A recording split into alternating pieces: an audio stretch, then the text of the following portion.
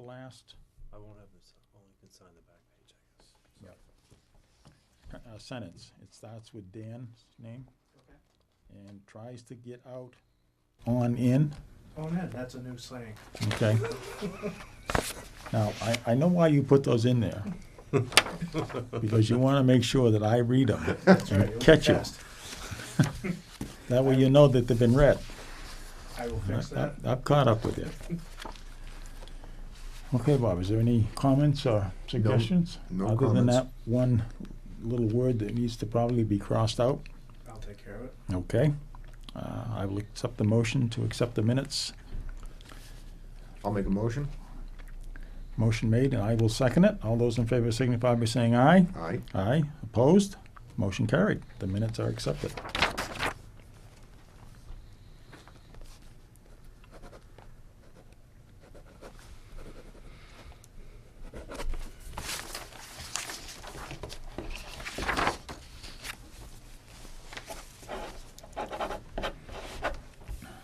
Okay.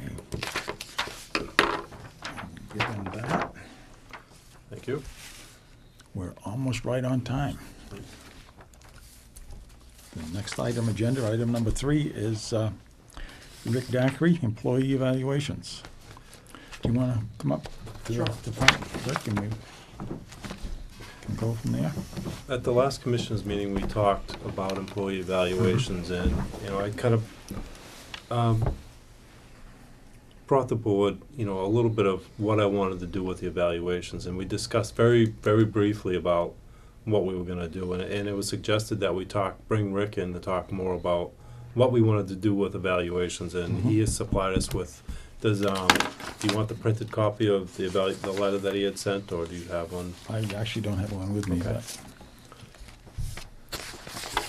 Yeah, I have the copy right oh, you here. have it? So- Okay. Rick is here. We can go over this line by line, or if you would just want to have a brief discussion about this. I mean, however you want to work this is fine with me. It's up to you, Rick, whichever Well- you feel more comfortable with. Why don't I give you a summary of what I have here rather than. Actually, I believe I read this online. I just didn't make a front of it, Okay. so. Well, after discussion with Dan, what he has asked is that he wants to evaluate his full staff. The intent of the evaluation process is both to evaluate, but more importantly, to develop his staff and to really kind of provide them some career options within Rowley. So what we have proposed to do is to design 2 evaluation forms, one a technical one for the lineman, and the second one for administrative. The second aspect of it is what I would provide Dan is some coaching and assistance in being able to write the appraisals, to evaluate his people effectively and to coach them, and to really create a development plan for each of his staff members. And the third piece is an education of the employees. Rather than a manager, Dan, just evaluating an employee, we want to have the employees come there so it's a dialogue. So we want to go provide an educational piece for the employees on how to receive, the importance of receiving an appraisal, how to prepare for one, so that they come in prepared for that. So that's the crux of the appraisal. What it'll provide Dan and his staff is feedback on how they're performing, the components for developing and fostering their skills. Skills development is important for them in career. This will be new because they don't have appraisals now, so a new focus on performance. Rather than just, I'm here and continuity, but really performing on the job, and focus on development. And lastly, I'll provide professional assistance throughout the process to Dan. What the program could do, but isn't necessarily a part of it initially, is eventually you could tie performance to pay. But initially, the intent of the appraisal is not that, but more as a methodology to evaluate and develop his staff. So that's the goal of it. It's a shift from entitlement to merit. It's a shift from job to career. And it's a recognition process for those people who perform well. So that is the plan to move forward, and that was the proposal that I provided to you. Okay. And Rick also is also, like, we have a foreman now who has 25 plus years and who may retire in another 5 or 6 years. Is this also a way to build staff from within to basically step into another position within the utility? Absolutely. I mean, good succession planning requires that you have a bench of people. And 5 years it seems like a long time, but it isn't. It's a way of providing people some opportunities to prepare them now so that when the positions become available, they're ready to step in. Too often I find that a position opens, an employee wants to step in, but they don't have the skill set to do it. They never prepared themselves for it. And this way, you're providing them an opportunity to prepare. Now, they have to do it. They have to do the work. But at least you're sitting down with them, having an honest discussion about where they are, where that you need them to be, and how to move them to that to fill the gaps. So a good performance appraisal system does that, rather than just giving an employee a report card. And that's what we don't want to do. We want to differentiate and to provide them some opportunities.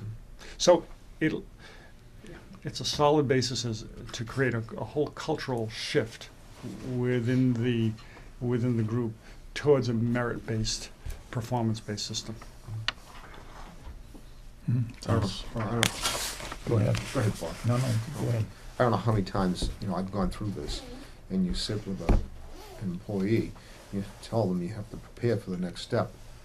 And how many times I've had to say, sorry, like you said, 5 years later, and a job opening comes up, and they're not prepared. Right. And, and you really do have to, lay the law down. This is what you have to do, this, in order to prepare yourself. And I don't know how, people I've run across.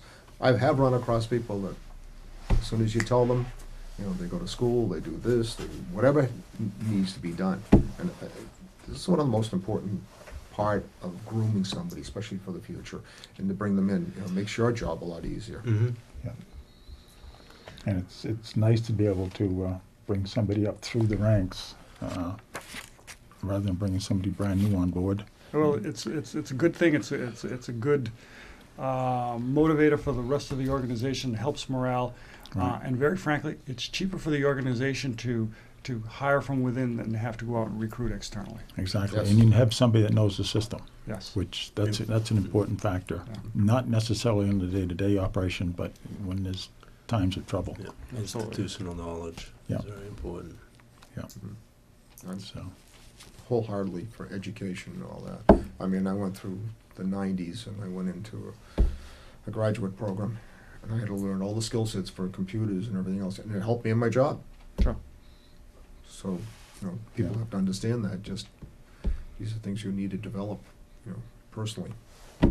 So, Now, the merit-based part of it, is that something that we can, when do you work that in? Do you work it in up front? Do you give the employees time to adjust to the appraisal system? Is that something we want to wait a year, or?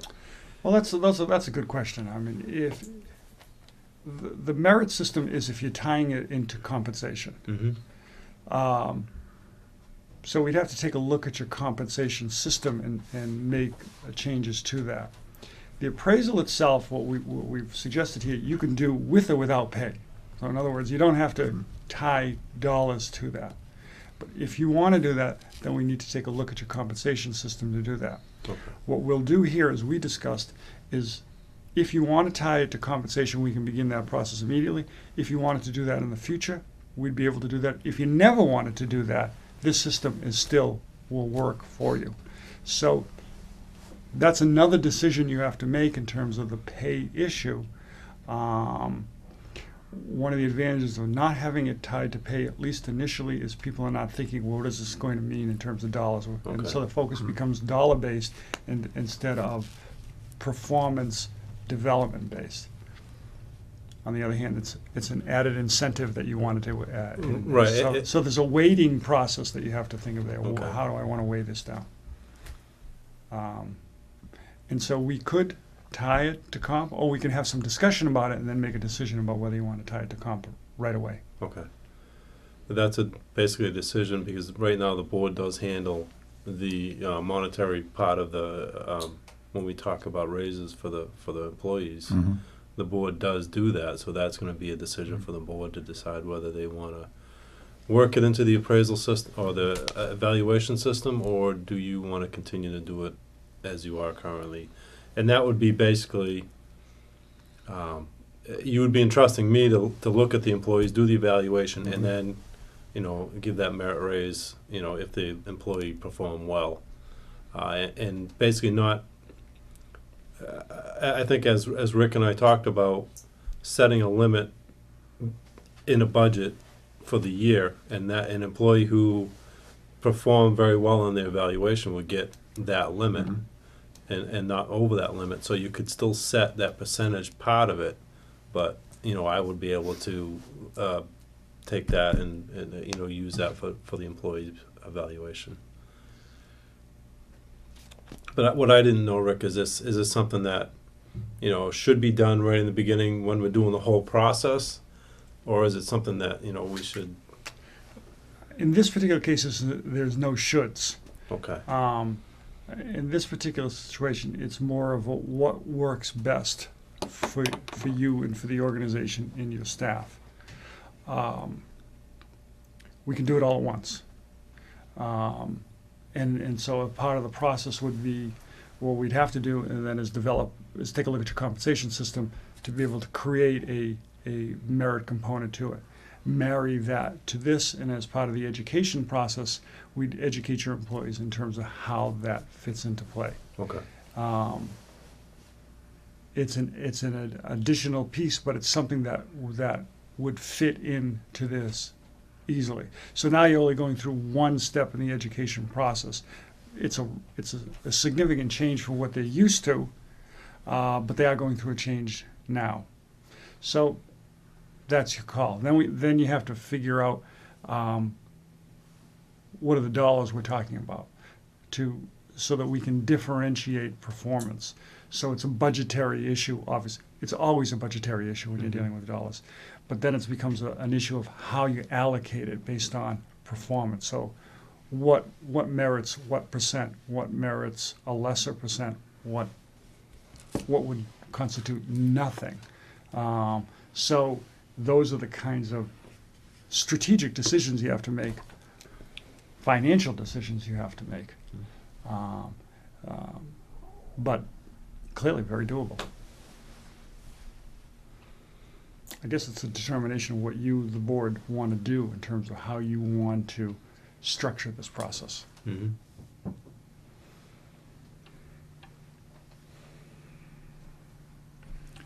I guess I'm thinking if we implement the beginnings of this, only because we need to start to change. Mm-hmm. And obviously there's going to be some change, and most people don't really like change. It's too much anyway. Sure. It's easy enough to get used to. So that if we start the process, get them so that they understand what the process is and how it's going to work, and then maybe add that merit in as we go along. We could do that. I think that would be the way I would like to see it happen. I don't know about Bob, but, and we obviously don't have Ken here either to talk about that part of it. But Mhm. as far as the basic concept, I think this is a great idea. I think you spell it all out right here. Well, if that's the consensus of the board here, I'm ready to go when you say, let's do it. Okay, all right. Cool, Okay. sounds good. All right. Then what I would suggest is that you and I speak, Mm-hmm. work out the schedule, the logistics, and we can get this thing rolling ASAP. Okay, that sounds great. All right. You all set with me, folks? I guess so. Yeah. Thank you very much for Thank you, inviting Rick. Thanks for coming in again. Thanks for inviting me down. Yeah. Good to see you. Good to, Good to see you. Thanks, Rick. always a pleasure. Well, Thank you. We'll talk soon. okay, thank you. Take care. Good to see you again. You're up next. Good night, Right, Greg. Rick?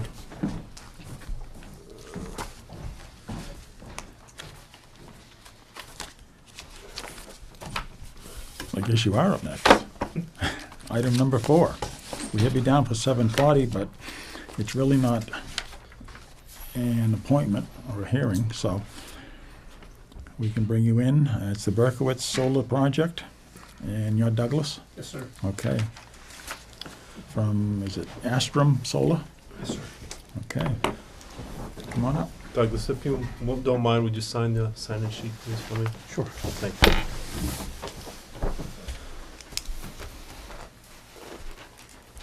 Is it Doug or Douglas? I'm sorry. Either way. Okay.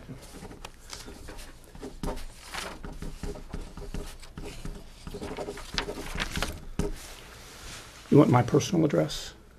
Or, Business This address is address fine, will be yeah. okay.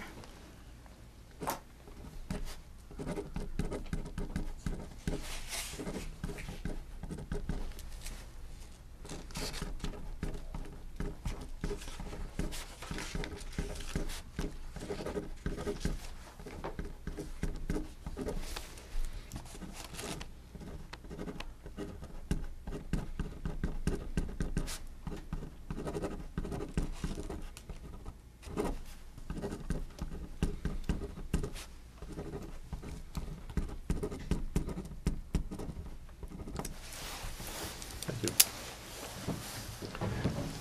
you. Okay. Dan, by the way, Doug, nice to meet you. Nice to meet you too. I know we've talked on the phone and that email back and forth, so. So you just want me to start talking? Yeah, please, go ahead. So, my name is Doug Telletman. I'm a solar consultant with Astrum Solar. We're based out of Hopkinton. Earlier this year, we were contacted by Bonnie and Barbara Berkowitz and asked to evaluate their property for the prospect of a solar installation, which we did. We've been working with them now for a number of months. We've been in contact with Dan a few times over that time period, and we finally settled on a design that the customer desired, which was for approximately a 15.6 Okay. kilowatt DC solar array, approximately 13.1 kilowatts AC.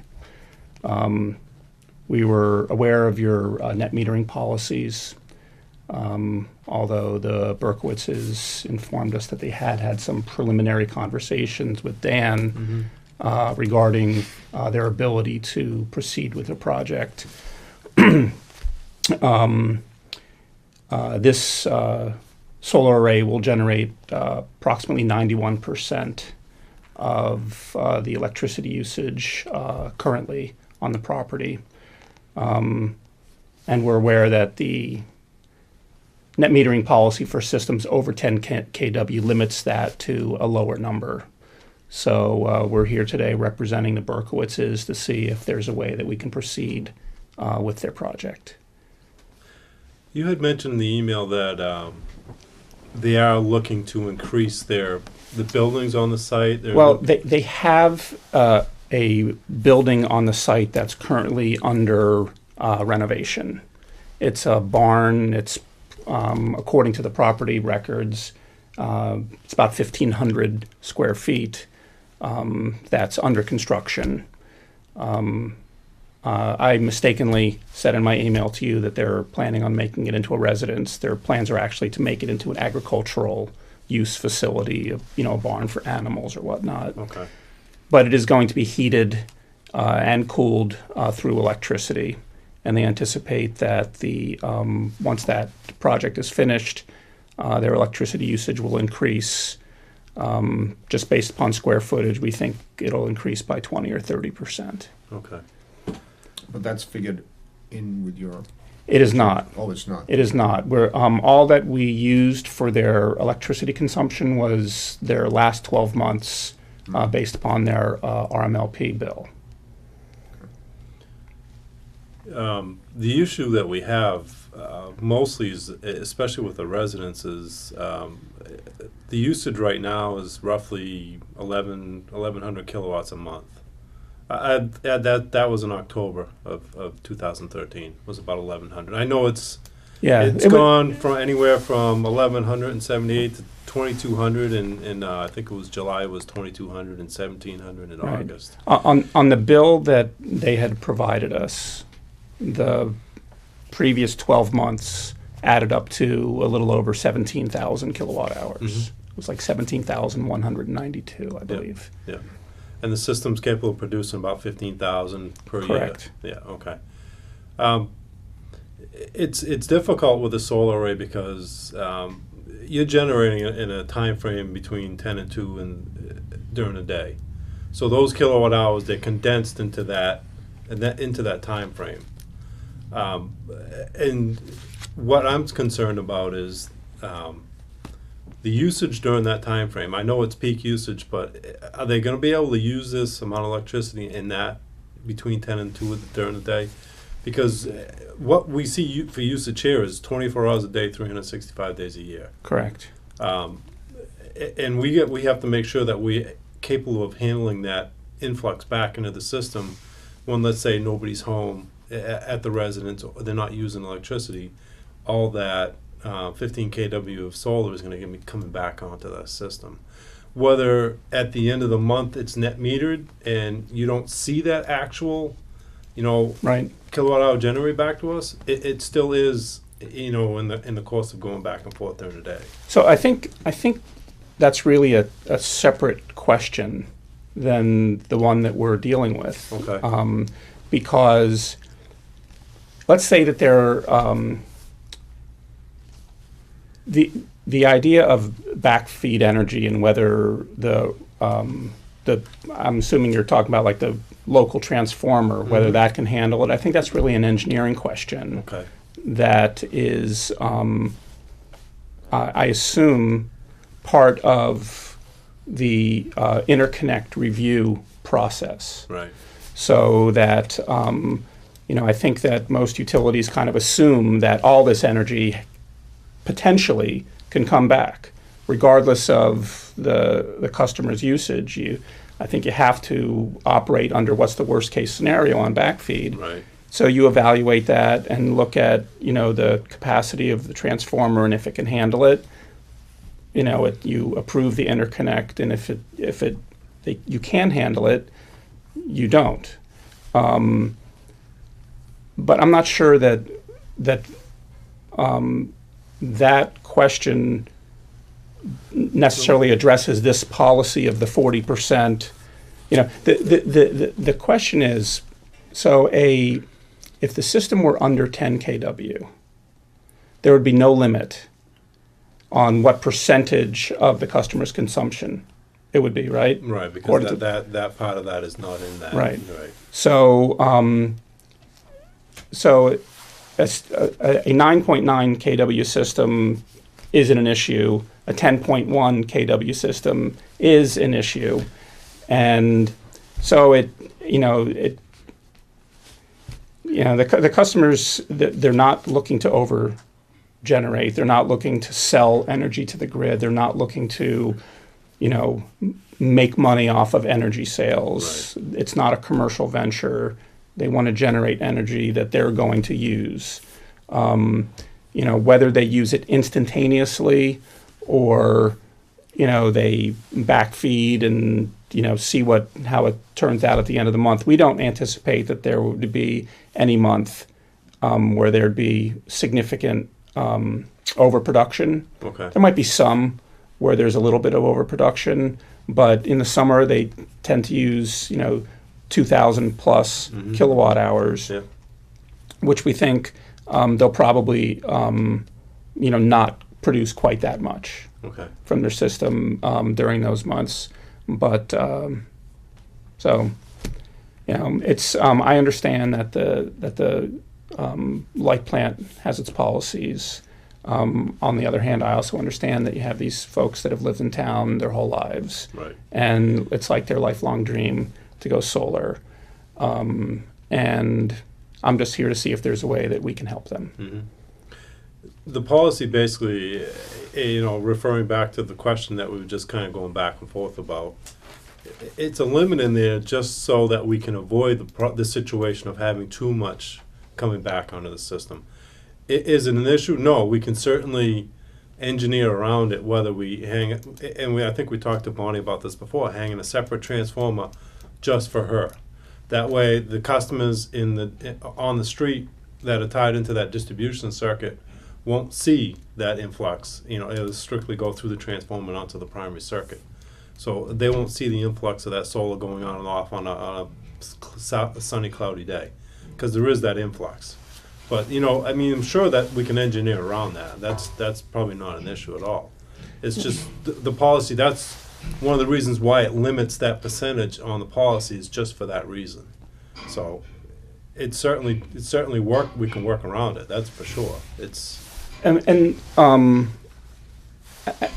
I guess, that's a question that's definitely going to, if the project is allowed to move forward, will get worked out in the interconnect review process.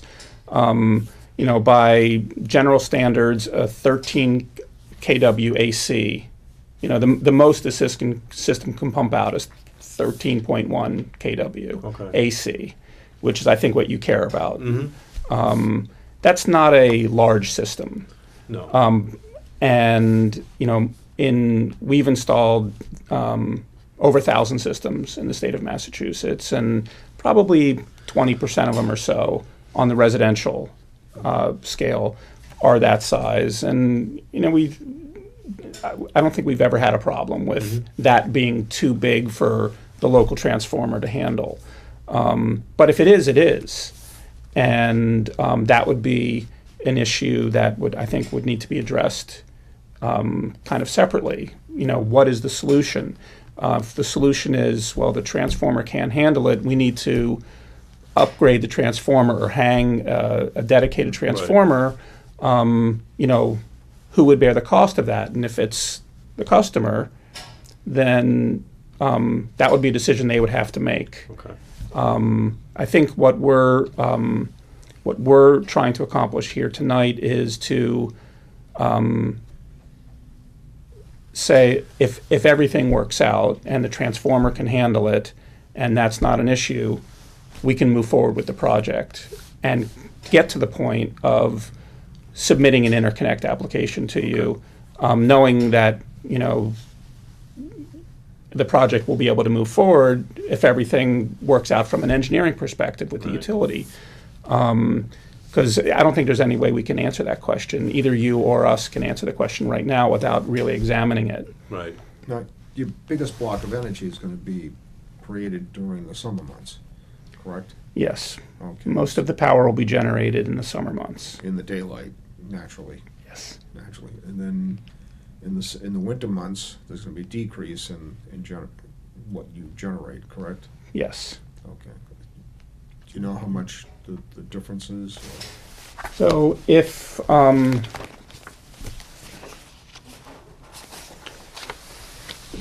this is the dark green line, dark green lines are anticipated production from the system in kilowatt hours throughout the course of the year. So you see it peaks at about 1,600 in the summer months. And the customer's usage peaks at a little over 2,000 in the summer months. So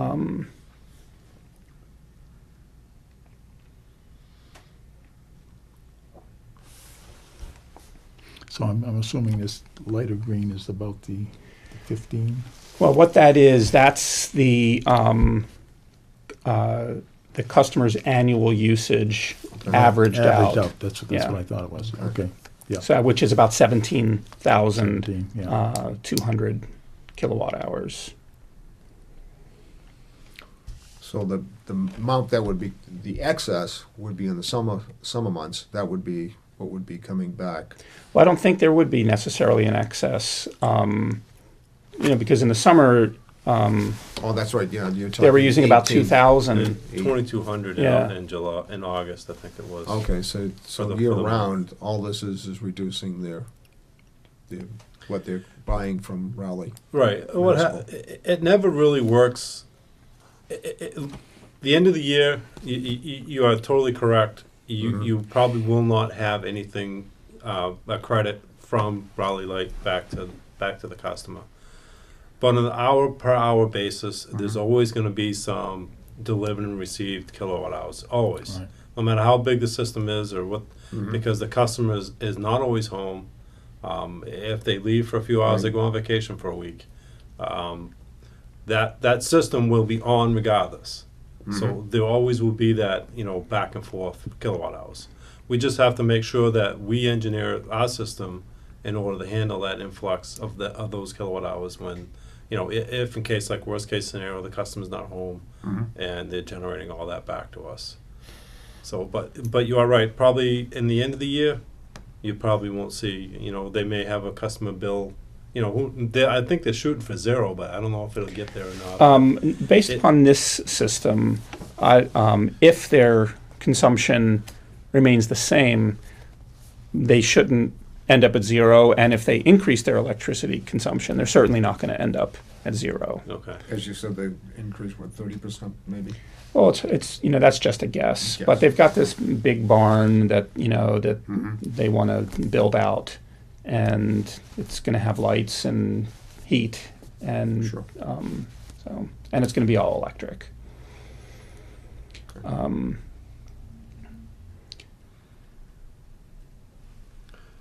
So basically, you're just looking for a waiver from the policy that we just implement. I think we implemented in that July, the over 10 kW system. Yeah. So that's basically what you're looking for is a waiver for this one installation from that policy. We're looking for a way for the customer to move forward. Okay. If a waiver for the policy is the way that you decide is best, then that would certainly be, I'm sure, be acceptable to the Berkowitzes. What's your time frame on this? I mean, you looking for a decision tonight, and then next month or so? I know the tax credits and all that stuff. I don't know what your time frame is on this. So, so there is a monetary incentive for the customer to have an interconnect agreement approved before the end of the year. Okay. The reason for that is producers of solar power in Massachusetts earn these things called solar renewable energy credits, or SRECs. And the system is going to be changing. And kind of the switchover for the system from what is going to be termed SREC 1 to this new SREC market called SREC 2 is going to be based upon when your system got approval to interconnect. Not necessarily when the system was interconnected or installed, but when the utility says it's okay to interconnect. And that cutoff, it hasn't been definitely announced, but it's been preliminary announced to be December 31st. Okay. So the sooner a decision is made, the sooner we'll be able to submit an interconnect application to you to give you ample time to review it and decide, if it can be approved as is or if adjustments would need to be made, and Right. give the customer the best chance of getting it decided before the end of the year, which is 6 weeks. Okay. Yeah, I think the only thing, as far as the project itself, I don't see any issues with that on its own. The only thing I don't want to see is any interruption to our existing customers or any interference with their power supply, which is what Dan, I think, is alluding to with the feedback. So it's as long as Dan and the staff at RMLP, review this, and they're going to, if it's going to work, I'm sure that there is a big margin of error that they calculate into their engineering. It's not going to. If the transformer can handle it, the physics of it, Yeah. it can, and they're not going to approve it if it can't. Right. And as long as it can, then there's really minimal chance for any type of disruption to any other customer. We've never had a solar array out of the over 1,000 that we've installed in Massachusetts blow a transformer, because they just don't go in if there's any chance of that happening. And like I said, this 13,000 kilowatts is not a lot of No, power. it's not a huge Yeah. issue, but I'm sorry. I think we just need to make sure that, we've already got existing customers that we need to take care of first. Right. The ones that are already out there paying us their monthly payments.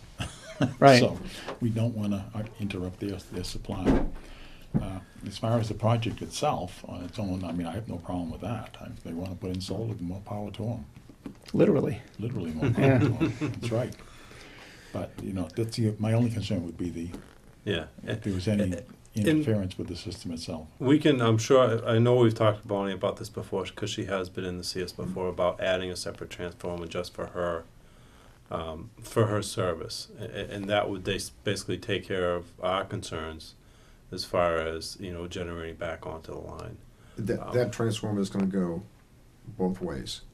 Yeah, would- they all will go in or out, Okay. it doesn't matter as far as that goes. So, we can definitely, if Bonnie will work with us as far as that goes, as far as the monetary part of it, I'll have to work out the numbers to see what it's actually gonna take to do this. And we can work on that. If she'll work with us, I'm sure, and as long as the board is willing to move forward with this, then, definitely we can work with you and Bonnie and get this done, I'm sure. So first of all, thank you. I think the preferred option would be to see if the existing infrastructure can work, Right. and if it wouldn't be necessary for the customer to have to, she's already investing, $50,000 or something like that in the system after for tax credits. But if it proves that that's the only way forward, I think she'd certainly be open to, listening. Mm-hmm. And if she can afford it, that's going to be that would put the ball in her court. Right. It wouldn't be RMLP saying no, you can't do this. It would be you can. This is how. Right. And then it's going to be up to her. If that's not necessary, that would be great. But if it is necessary, it is what it is. Mm-hmm. How big is, just a curious question, how big is the array? Physically, Yep. so there's actually two kind of separate arrays. One of them is on the roof of an outbuilding. Okay. So that array is like that roof is 28 feet long and like 22 and a half feet this way. So that's the size of that one. And then the other half of her array would be on the ground. She's removed these trees. So, this is precisely where it would be. So these panels, this is 8 panels across and 4 panels high. The panels are roughly 5 feet long, so that would be about 40 feet, and about 3 feet this way, so roughly, 12 feet Okay. that way. Okay. It brings up a good question. Now you have two different arrays. Everything's going to be through 1 meter on the property. That we would require that to Yeah. be on 1 meter through the Absolutely. property. Everything would be connected together and tapped into the electrical service through 1 meter. Okay. And it's generating DC, and then you have, what was it? I think I read 61 inverters. Correct. So under each panel will be an inverter, a 215 watt inverter. Okay. And so the power that comes from the array is AC. Right, okay. Interesting. So what do you think, Dan?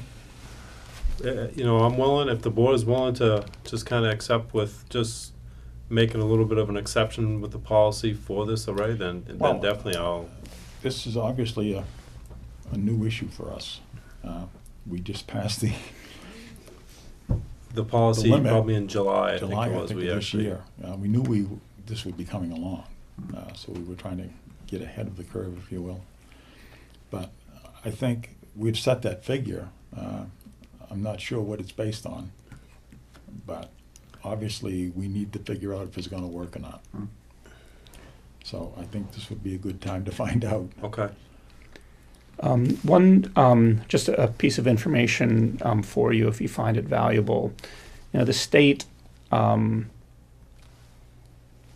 of draws the line on system size at 15 kW AC, and which is like 16 or 17 DC. Mm-hmm.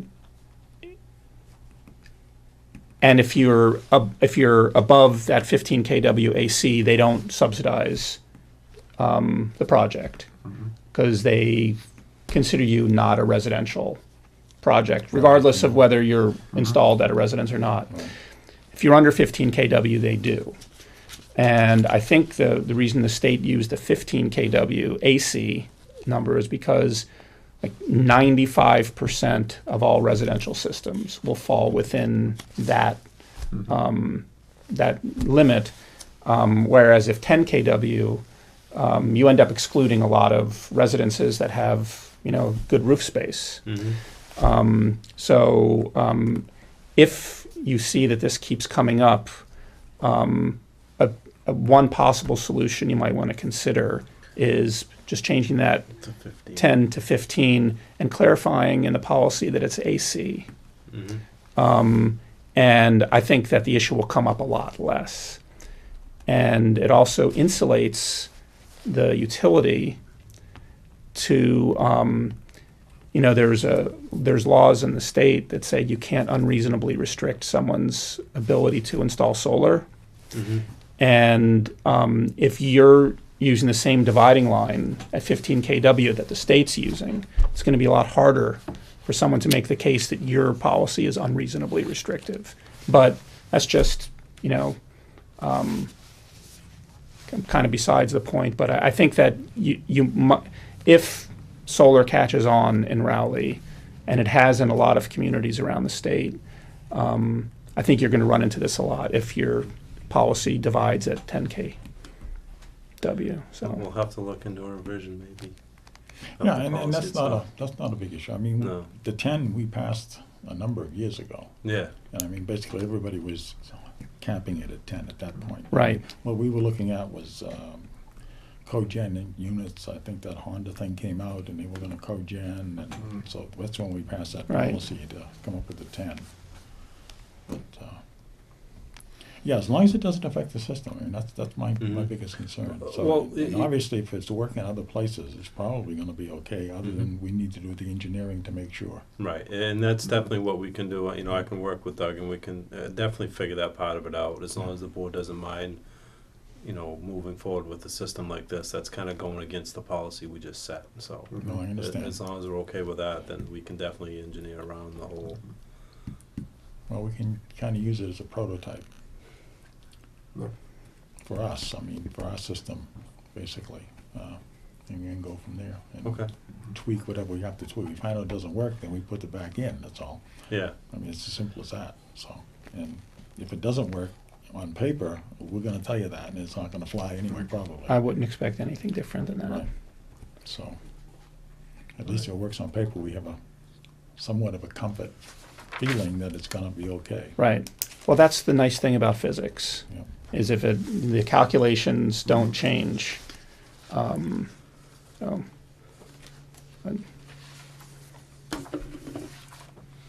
Okay. Yeah. Do you need anything So- else? no, I think we're all set. Okay. Well, if you want to give me a call, we can talk some more about how we want to proceed with the engineering part of it, and then we can kind of start the process rolling. You have the interconnection agreement or the interconnection form. yes. What you can do is, if you want to fill that out and get it to me, Yeah, we'll submit it. okay, submit it, and then that way that'll start the ball rolling, and then I can go, and then I can do the engineering piece of it after that. And then get back to you, and we'll do it as quickly as we can to get the agreement back to you. That way, Okay, it gives that'll you be plenty great. of time to. Try to- Would you gentlemen like copies of the stuff I referenced here today, or? I think I emailed you. Did you read my? Okay. Yes. Yeah, this is just Yes. everything that I sent on the email. Yeah, Okay. they should have all that. Okay. Thank you very much for your time. I appreciate it. Thank you. Nice meeting you. Nice meeting you too. Thank you. Thank you. What are your names? Bob Snow. Hi, Bob. Bob Murray. Two Bobs. Two Bobs. That's Bob's the easy. chairman. And you have a name tag, so unless you're Doreen or Amy. What's your name? Eric. Eric, thank you.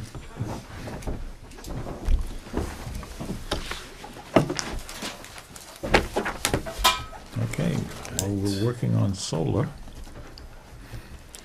we can go to the next agenda item, which is the Central Street project. I'm sorry to say, but I have emailed the gentleman from Sundance Solar, and he has not replied back to me. So what do you think that's gone down the, He has not said either way. okay, I'm gonna ask the board, basically, right now, with the interconnection agreement that we have, I can just send him a letter and just cancel the whole project. I don't know if we wanna go down that road, or, it's hard when the people on the other side of the table aren't talking. Mm-hmm. well, it's very hard, and it kind of makes you wonder. I mean, we've already changed horses here a couple of times as far as when this project started. So you gotta kind of wonder what's going on. I mean, I hate to, with all the work we've got into it, to Right. flush it down the drain, but That's exactly my point, it's, if we're not getting any responses, mhm. were we able to talk to the landowner to see if he understands what's going on? Or? I have not had a chance to talk to him yet. Okay. You're right, though, we have a negotiated purchase power agreement, and we Yeah. have a signed interconnection agreement. It'd be a shame to waste all those man-hours and Well, basically. and dollars that were spent to get to that point. Right, definitely. I can make one last chance and basically not threaten the developer, but say, hey, we need some concrete, just some communication. Yeah. So that way we can continue this project going. Otherwise, we're gonna have to, because we're running out of time as well Mm-hmm. to go get other developers to get a project going. Exactly. Yeah. We don't want to sit here in limbo for too long and then lose an opportunity maybe to do something else. Because I have had other developers Inquire. inquire about it, but I'm like, I'm stuck because we have this agreement in place. So I don't want to be, going to another developer and say, yeah, let's try and get something rolling, and then have them come back to me and say, oh yeah, let's Yeah. continue with the project. I don't want to have that go on. So we really need to. I can make a last ditch to contact him and just kind Yeah, of. it would be make nice sure. for him to tell us that, look, we're not interested anymore. Mm-hmm. So that we just, rather than just pulling the plug on it, pardon the pun. Yep. You've You've been doing pretty well with that tonight. I mean, we do have an investment there, and Mhm. it's would be worthwhile for us to get into that project if at all possible. So Definitely. you just either tell us yes or no. I mean, if you guys are gonna continue, fine, let's get this thing rolling. If not, we're gonna have to go somewhere else. Okay. I will make one last effort to contact him and just basically tell him we need some concrete communication with you in order to keep this project rolling. Yeah, we need information as to what's going on, Okay. so. Okay, Sounds good. any other comment? I'm waiting for another pun. I'm running out, Bob, I'm running out. Okay, item number 6 is Daniels Road property. I'm not sure if you've been by Daniels Road lately, but the barn has been demolished Yes. and taken away, and they did a really nice job. Mm-hmm. I have not finished with them yet. They haven't sent me an invoice, so I haven't been able to finish with the whole prevailing wage part of the job. But Okay. as soon as I get in touch with them, they send me an invoice, I'll definitely finish with that part of the project. But basically, along with that too is this has been an ongoing, not issue, but it's been an ongoing subject that we've been dealing with for a number of years now. Mhm. And I think we need to move it along. To some end, we need to move this project along, whatever that end may be. And I don't think we've ever made any concrete decisions either way as far as where we want to go with the property. So I wanted to put this on the agenda just to keep a discussion going Yep. and to find out where we want to go, whether some consensus with the board as far as what we want to do with the property. Well, it's been a kind of a contentious Mm. situation. It has. To a degree. Another pun.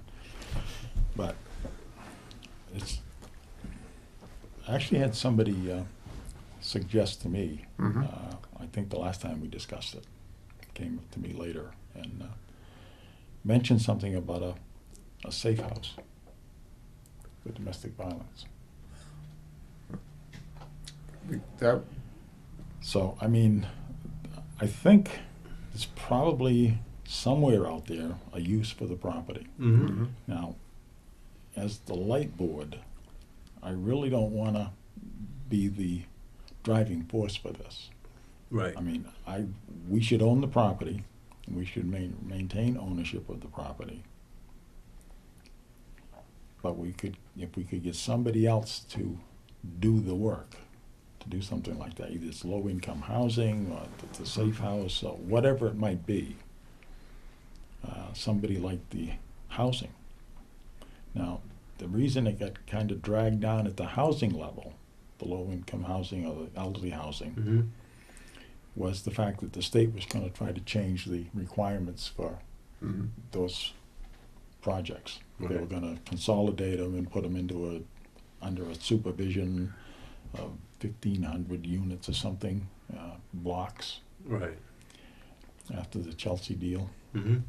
So, and I think the last time I talked to Joan, she was going to go into Boston and testify at that hearing. That was, about a month or so ago. Mhm. So I haven't heard a lot after that, what they've decided to do. But I think that was part of the issue. That's why it's been dragged out this long, Okay. is because I know when I first talked to her, when we first acquired the property, she did seem interested. Okay. But because of the other issues that were going on at the time, whether they were going to be able to maintain the Rowley one under her leadership, or they're going to change things or get new directors or whatever they were going to do with it with the state level, it was kind of up in the air. Okay. So the decisions weren't made. But so hopefully, I have to agree with you, Dan. I mean, we need to do something with it. It just can't sit there forever. Yeah, I just don't want to see the house deteriorate No, to a that's right. point where, it's no use to anybody. Right. So, No, I understand, and I agree with you. So hopefully we can do something with it. I mean, it seems it's there, and I'm sure there's somebody out there that certainly would be very happy to be able to live there, Mhm. one way or another. So, Yeah, I think that's what you brought up about domestic violence, a safe house. That's something that's needed, yeah, in the area. exactly. I mean, we think that we're kind of out in the country and those things don't happen, but in reality, they do. Mhm. Just read the police reports, Yeah. and the local ones. Yeah, and that I'm is not under, talking just Raleigh, I'm talking No, about no, the whole Yeah, area. yeah. And that would be under the housing authority. Well, I would like somebody, either, if it's not them, somebody like that. Okay. Whether it be the Granica Center in Newburyport? Yeah. That does some of that kind of work? Yes. Those types of things. Okay. So, yeah, definitely don't want to get the light department involved in managing it. No. I think that's basically outside our. Yeah, oh, yeah, absolutely. Yeah. Absolutely. I mean, we have the property there, and if we could make use of it and let somebody use it that way, that would be terrific. Okay. But I really don't want to get into being a landlord. No. I don't think that would be a good idea No, as I far agree. for the board and myself to Exactly. get into No, that. we No. don't want to do that at all. So, So the consensus I'm getting from the board is that we want to maintain ownership of the property. I think we need to, Dan. Okay. Only because I was the manager at the time that we acquired it the way we did. And there was no other spot in the town to put in a substation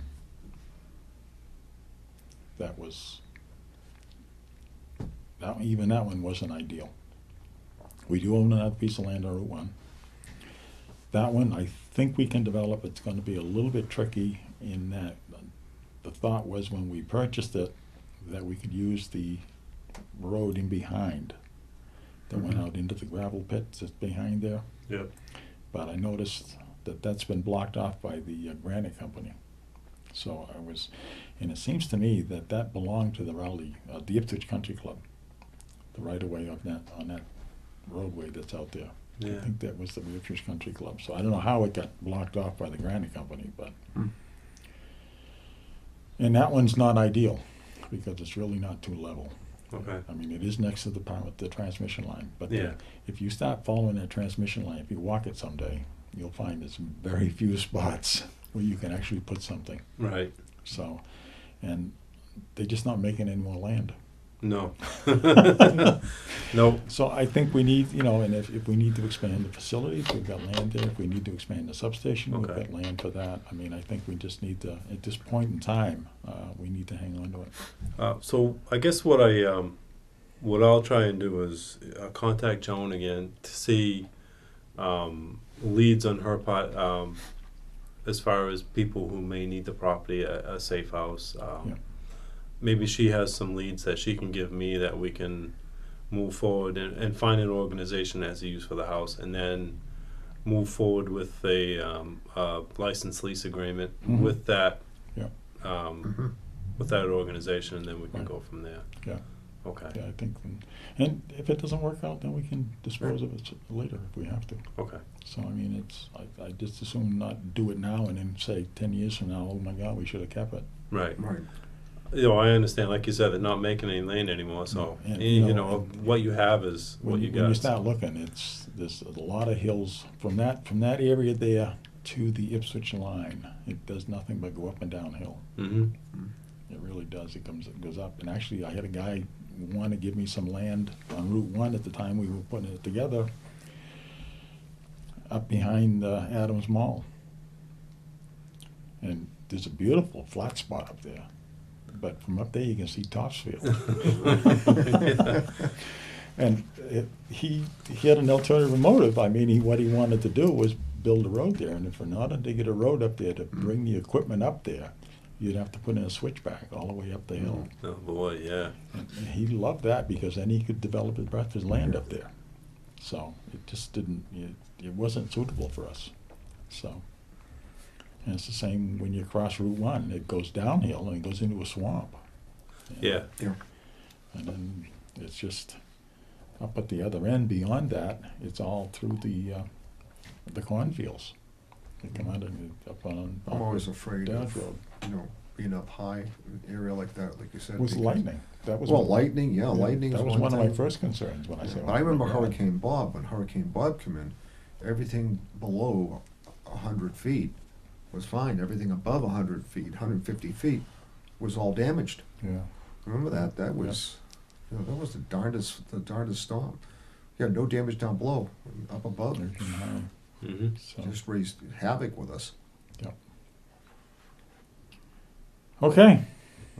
All right, I will, with that in mind, I'll contact Joan and maybe just look around and see if there's any organizations that I can come in contact with that may be able to use the property, and then we can have, some discussions with that organization, bring them Mhm. into a board meeting, kind of Yeah. talk about what we want to do, and Yeah, we can move exactly. forward that way. Okay. Sounds good. Awesome. Sounds good. So that's the end of the agenda, other than adjournment. Need a motion to adjourn? Yeah, we could have a motion to adjourn. I'll make that Anything else to motion. add before we do that? No, I do not. Okay. Make that motion. Eric, you got any citizens' comments here? Nope. Okay. Not tonight. All right, Bob, go ahead. I'll make that motion. I'll second it. All in favor signify by saying aye. Aye. Opposed? Motion carried. Thank you, sir. Thank you.